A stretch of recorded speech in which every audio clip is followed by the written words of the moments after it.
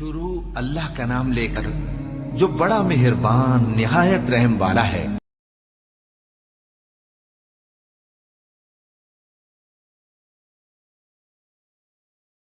ایک صحابی تھے جوان، 12-14 سال عمر، عشق لگا سی کھیڑا کھیڑ دی وہ 12-14 سال عمر تو ہر وقت حضور کے پاس رہتے تھے۔ صحابہ کہتے ہیں ہم نے سوچا ہر وقت ہی رہتا ہے۔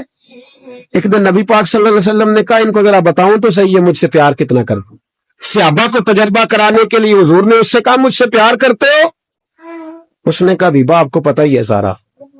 تو حضور نے فرمایا جاؤ اپنے باپ کی گردن کاٹ کے لاؤ۔ کس کی؟ اوکھا جے بابا کام، ہاں اپنے باپ کی گردن کاٹ کے لاؤ۔ 12-14 سال عمر، چھلانگ لگائی۔ مسجد نبوی کے دروازے پر مولا علی شیر خدا کھڑے تھے، ان کی گردن میں تیر کمان تلوار تھی، کھینچی تلوار، اور جب دوڑے نا جذبات میں تو حضور نے فرمایا اسے پکڑ لاؤ، اس نے سچ مچ کاٹ کے لے آنی ہے، لے آؤ پکڑ۔ عاشق نزاکت جانتے ہیں۔ حضرت طلحہ بن برا بیمار ہو گئے، بیمار، دن میں 2 دفعہ میرے نبی تیمارداری کرنے جاتے، 2 دفعہ۔ اللہ کرے وہ بیماری میں ہی آ جائے۔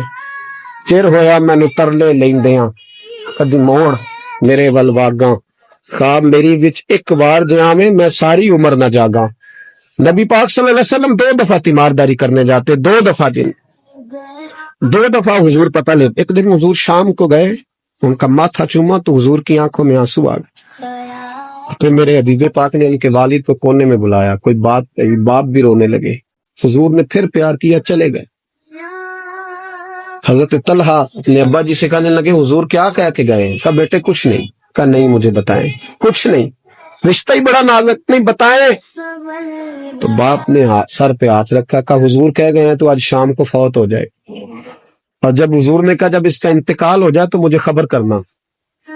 والد کو 4 پائی پہ بٹھا کے تو حضرت طلحہ نے ہاتھ پکڑ لیا۔ عشق تیاگ دومی ایک برابر، پر عشق دا سیک ودھیرا، اگ تے ساڑے ککھ تے کانے، عشق ساڑے تن میرا، او اگ دا دارو میہ تے پانی، مینوں کوئی دسے عشق دا دارو کیڑا، بلے شاہ اتھے کچھ نہیں بچدا جتے عشق ہوراں دا ڈیرا۔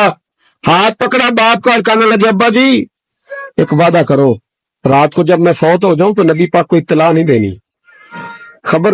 بیٹے حضور کہہ گئے ہیں دینی ہے، تو کہتا نہیں دینی، کیوں؟ عاشق نزاکت جانتے ہیں، اگرچہ 12-14 سال عمر تھی پر عشق پکا تھا نا، نزاکت سمجھتے تھے۔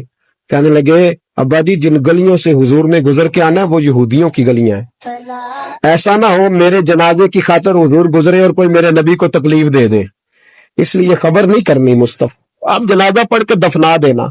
رات کو انتقال ہوا، باپ نے جنازہ پڑھا، دفن کیا، سارا کچھ جاننے والے رسول آئے، کہا مجھے بتایا کیوں نہیں؟ عرض کی محبوبہ، کہتا تھا حضور کو تکلیف نہیں دینی، میری ذات کی خاطر تکلیف نہ دینا، نہ کوئی یہودی تکلیف نہ پہنچا دے، گلیاں یہودیوں کی ہیں، قربان جائیں ساری دنیا روضہ رسول پہ، اور میرے رسول نے فرمایا مجھے بتاؤ اس کی قبر کہاں ہے؟ ساری دنیا روضہ رسول پہ اور نبی پاک اس غلام کی قبر پہ کھڑے آنسو بہ رہے ہیں۔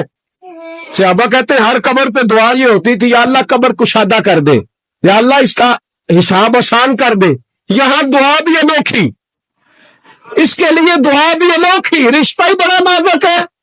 میرے نبی پاک نے دعا بڑی انوکھی فرمائی، کہا اے اللہ جب میرے طلحہ کی تیرے ساتھ ملاقات ہو تو ذرا اس سے مسکرا کے ملنا، وہ تیری شان کے لائق ہے، ذرا اس سے مسکرا کے ملنا۔ کہتا وجد ہو گیا تاری، اس لیے کہ جو رشتہ نبی کا امتی سے ہے اور امت کا رسول سے ہے اس کی نزاکت کو صرف غلام جان سکتے، غلام جان۔ میں نے پچھلے جمعے بھی کہا تھا، مجھے ایک شخص کہنے لگے آپ بتیاں لگاتے ہیں، جھنڈیاں لگاتے ہیں، میں نے کہا بس نہیں چلتا، ہم تو تارے بھی لگا دیں، تمہیں ہمارا پتہ ہی نہیں۔ میرا دل کرتا ہے گلی گلی پھروں اور یہ نعرہ لگاؤں جان ہے عشق مصطفیٰ، روز فضو کرے خدا، جس کو ہو درد کا مزہ وہ ناز دوا اٹھائے کیوں، اور پھر کے گلی گلی تباہ تو کرے سب کی کھائے کیوں، اگر دل کو یہ عقل دے خدا تو تیری گلی سے جائیں کیوں۔